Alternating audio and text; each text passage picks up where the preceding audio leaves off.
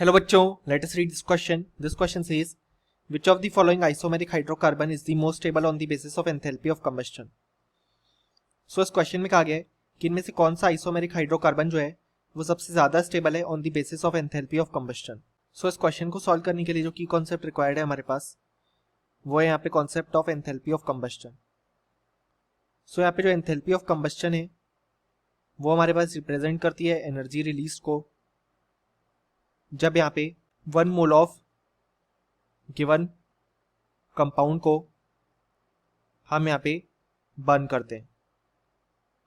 सो अगर हम देखें तो हमारे पास यहाँ पे प्रेजेंट है 1 butene, then trans 2 butene, then 2 methyl propene and then cis 2 butene.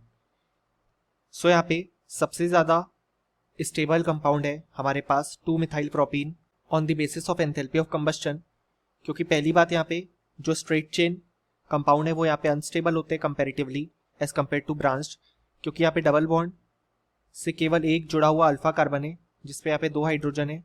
So यहाँ पे 2 अल्फा एच हैं हमारे पास, जबकि यहाँ पे अगर हम देखें तो यहाँ पे 6 अल्फा एच हैं क्योंकि यहाँ पे 2 कार्बन जुड़े हुए हैं डायरेक्टली टू डबल बॉन्ड, तो हाइपर कॉन्जुगेशन ज्यादा होगा तो ज्यादा स्टेबिलिटी आएगी. सो ये बेसिस है on the basis of hyper conjugation.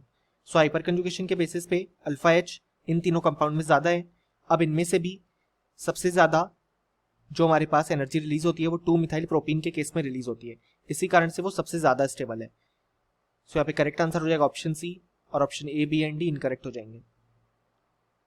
So finally हमें बोल सकते हैं कि इस क्वेश्चन के लिए जो करेक्ट आंसर आ गया वो आ गया ऑप्शन सी.